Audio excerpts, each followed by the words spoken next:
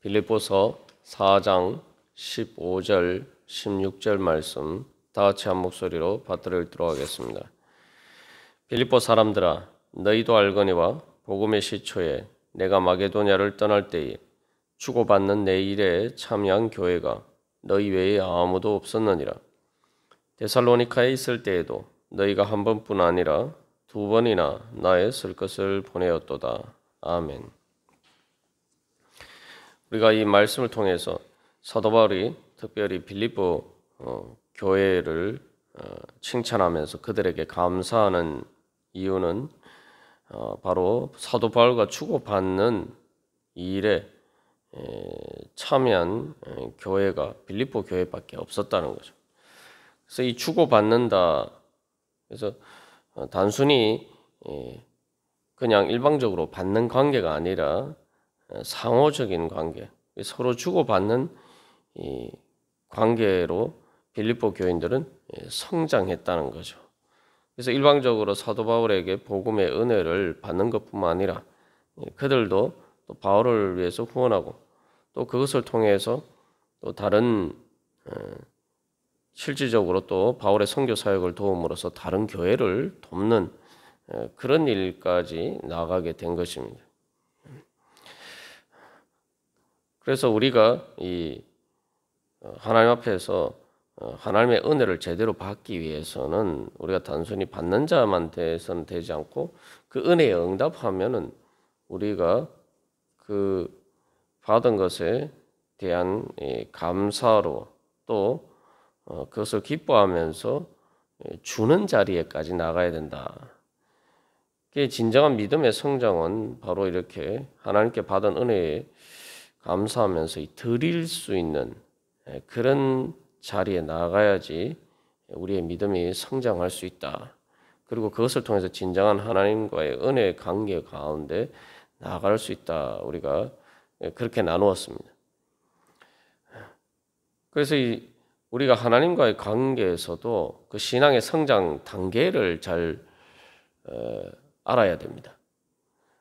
우리는 하나님과의 관계 속에서 은혜를 받는 일방적으로 먼저 이렇게 받는 것에서부터 이제 시작을 하죠. 물론 시작은 거기에서부터 시작합니다만 거기에 머물러 있으면 우리가 항상 어린아이와 같은 그런 어린 미숙한 신앙에 머무를 수밖에 없습니다. 그리고 받기만 하면은 바로 사랑의 기쁨을 알 수가 없다는 거죠. 오늘 우리가 이 새벽에 찬양한 것처럼 사랑의 기쁨을 알기 위해서는 내가 또 받는 만큼 거기에 대해서 내가 주는 자리에 이르러야지 우리가 사랑의 기쁨에 참여할 수가 있죠. 그래서 하나님께서 우리를 인도하실 때에 처음에는 우리가 이제 일방적으로 받는 관계에서 시작하지만 믿음이 성장하면 그 다음에 내가 이제 하나님께 드림으로써 뭔가 내 믿음이 이제 그때부터 이제 성장을 하게 되는 거예요. 믿음을 내가 하나님께 받아서 믿음의 씨앗을 하나님께 받는 것에서 그치지 않고 성장을 해야 되는데 그것은 이제 성장의 시작은 바로 하나님께 뭔가를 작은 것이라도 이제 드리는 것에서부터 시작합니다. 그래서 많은 경우 신앙이 성장하지 않는 이유가 뭐냐? 예수를 믿고도 삶의 변화가 없고 하나님의 은혜를 제대로 누리지 못하는 이유가 뭐냐? 바로 이 드릴 줄을 몰라서 드려보지를 않아서 이제 생기는 사실은 많은 문제들이 거기에 있습니다. 하나님이 값 없이 주신 은혜를 받았으면은 거기에 대해서 아주 작은 것이라도 내가 정말 감사가 넘쳐서 주님의 은혜로 충만케 되어서 내가 뭔가를 작은 것이라도 내가 정말 주님께 드려야겠다. 이런 마음이 생기는 게 이제 당연한 마음인데 기본적으로 그런 마음조차도 생기지 않는다면 하나님의 은혜에 대해서 제대로 모르는 것이죠. 또 그래서 그렇게 믿음이 성장해 갈 때에 그 다음에 결국 이 예수님께서 제자들에게 말씀하시는 것은 내가 너희를 종이라 하지 않고 친구라 했다. 그래서 친구라는 건 비밀을 나누고 함께하는 동반자 관계죠. 근데 거기서 한 걸음 더 나가서 궁극적으로 예수님을 통해서 하나님께서 우리의 구원을 완성하실 때에 이르게 되는 자리는 바로 교회가 어린 양의 신부가 되는 겁니다. 어린 양의 신부가 된다는 것은 무엇을 상징합니까? 단순히 친구를 넘어서 반려자가 된다는 거죠. 우리가 결혼 관계도 마찬가지로 일방적으로 사랑을 받는 관계에서만 있어서만은 우리가 결혼을 할 수가 없죠. 결혼 관계라는 건 서로 이렇게 주고받는 것인데 말 그대로 반려자가 되어야 됩니다. 우리가 하나님께서 우리와 함께 하시기를 원하는데 주님께서도 우리가 주님과 함께 하기를 원한다는 거예요. 이게 서로 이렇게 맞을 때 우리가 어린 양의 혼인잔치에 참여할 수 있는 그러한 완전한 자리에 이른 거죠. 그래서 그 완전한 자리에 이르기 위해서는 결국은 서로 주고받는 사랑의 관계까지 나아가야 됩니다. 그래서 사랑의 가장 기본적인 속성은 그래서 무엇을 받을까보다 무엇을 줄까 자꾸 거기에 이제 관심이 가면 그게 이제 사랑이죠. 하나님께서는 원래 우리 그렇게 대하셨고 또 거기에 대해서 우리도 믿음이 성장하면서 바로 그러한 마음으로 주님을 사랑하는 마음으로 변화가 될 때, 그래서 예수님께서 결국은 성경의 모든 것을 한마디로 요약하면은 하나님을 사랑하고 이웃을 사랑하는 것이다. 그렇게 말씀하셨는데 이제 바로 그것이 신앙의 이제 본질을 보여주는 거죠. 빌립보 교인들은 이제 그런 자리에서 단순히 이 바울에게서 은혜를 받는 그런 어린아이에 머무르지 않고 앞에서 바울이 이야기한 것처럼 함께 참여하는 바울의 그 복음 사역에 동참하는 바로 그러한 이제 친구와 같은 그 동역자가 되고 또 말 그대로 그 일에 동지가 되었다는 거죠. 그래서 그런 것을 통해서 바로 완전한 하나님과의 그 관계에서 신부로서의 예수 그리스도의 교회, 예수 그리스도의 신부로서의 그러한 모습을 갖추어 가는 것입니다. 그렇기 때문에 그 사도 바울은 빌립보 교회를 대해서 단순히 뭐 그들에 대해서 이제 감사하고 칭찬하는 것을 넘어서 바로 바울의 그 복음 사역의 동반자적인 관계에 이르렀다. 그렇게 이야기하는 거죠. 이 성경에서도 보면은 하나님께서 어떤 믿음의 사람들에 대해서 칭찬을 하실 때에 가장 극찬이 뭡니까? 성경에 이제 그런 인물들이 있는데 아브라함에 대해서 하나님께서 뭐라고 말씀하세요? 아브라함은 나의 벗이다. 내 친구다. 아브라함이 내 친구인데 내가 무슨 일을 하면서 아브라함에게 이야기도 하지 않고 내가 뭐 하겠나? 내 혼자 하겠냐? 하나님께서 그렇게 말씀하시죠. 그리고 다윗에 대해서도 하나님께서 내 마음에 합한 자다. 마음이 합하다는 게 뭔가? 마음이 통한다는 거예요. 그래서 이제 예수님께서도 제자들에게 내가 너희를 친구라 한다. 예수님께서도 그렇게 우리를 그 친구로 삼기를 원하신다는 거죠. 그래서 이 빌립보 교회가 바로 그러한 자리를 향해서 나아가고 있다. 단순히 바울을 후원하는 데 있어서 다시 싹이 난 것뿐만 아니라 바로 그들의 믿음이 그렇게 성장하고 있다. 그래서 바울이 봤을 때에 바울이 그 선교한 교회 중에서 빌립보 교회처럼 그렇게 결국 성장한 교회가 없다. 사실은 그 이야기하기 때문에 이건 정말 어떻게 보면은 최고의 칭찬이죠. 그래서 우리가 이 믿음이 성장하기 위해서 내가 먼저 주는 일에 하나님께 뭔가를 드리는 것을 해야지 내가 빨리 믿음이 성장하고 하나님의 은혜 자리에 이르게 됩니다. 그래서 이 교회를 보면은 그래서 교회에서도 교회의 성장을 위해서 가장 중요한 것이 뭔가 그저 일방적으로 받기만 하는 자리에 머무르지 않고 뭔가를 주는 자리에 이를 때에 바로 교회가 빨리 성장합니다.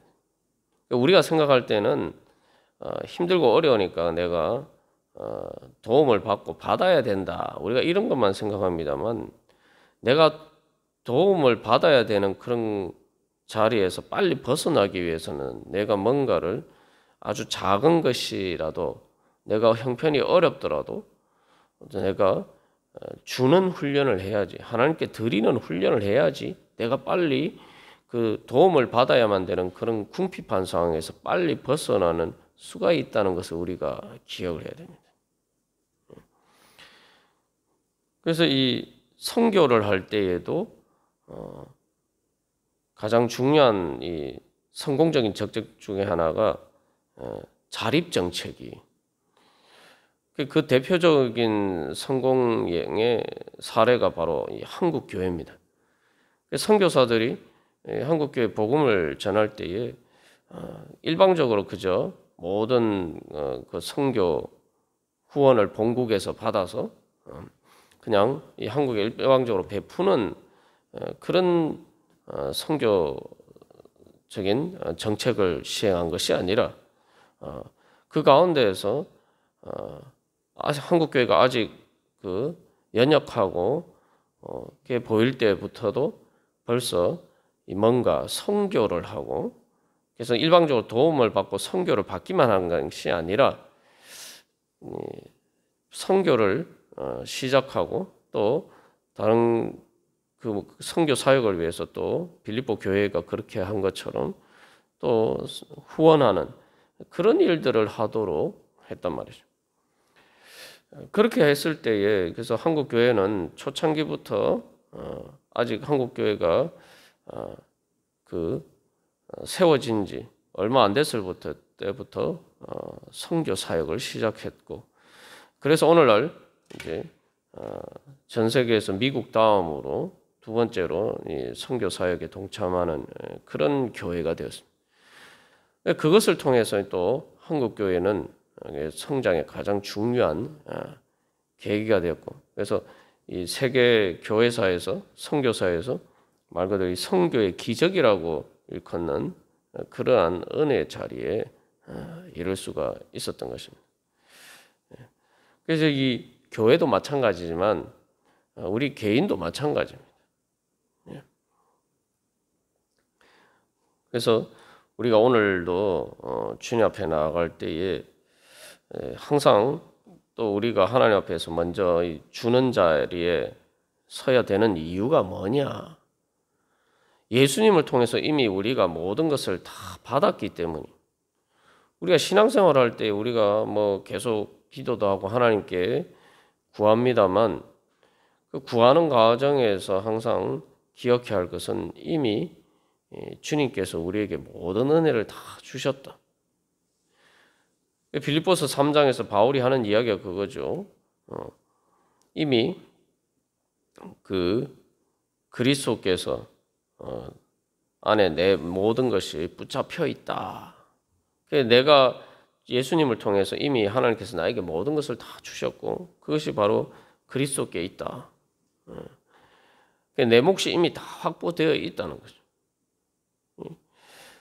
내가 이제 기도하면서 이후에 신앙의 가정 가운데에서 나아갈 때는 이미 하나님께서 다 예수님을 통해서 다 나를 위해서 이루신 것들을 내가 실제로 붙잡는 거죠. 마치 은행에 저축된 돈을 찾는 것처럼 바로 이미 상속받은 그 재산을 이제 나이가 들어가면서 누리는 것처럼 바로 그런 것이 우리의 신앙 생활이고 또 그것이 신앙의 성장 과정입니다.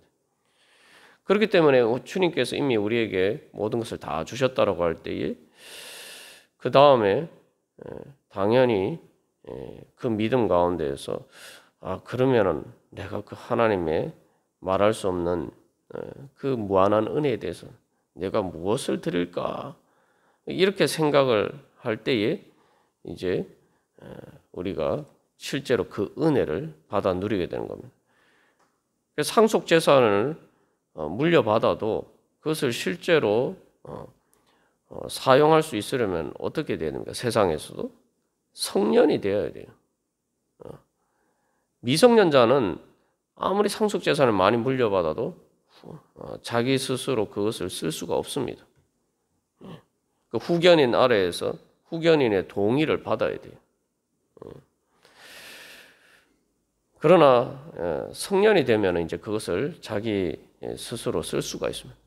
그래서 우리가 하나님 앞에 드린다는 것은 내가 주님께 받은 것을 내가 어디에 쓸 것인가. 사실은 내가 뭔가를 드리는 게 아니라 정확하게 얘기하면은 이미 내가 하나님 앞에 드리는 게 내가 하나님께 모든 것을 받은 것이기 때문에 하나님께서 나에게 그런 은혜를 주셨는데 이제 내가 그 은혜를 가지고 어디에 쓸까? 이걸 이제 제대로 판단하고 분별하고 결정을 할 수 있을 때에 바로 그것을 내가 실제로 쓸 수 있는 실질적인 권한이 생기는 거죠.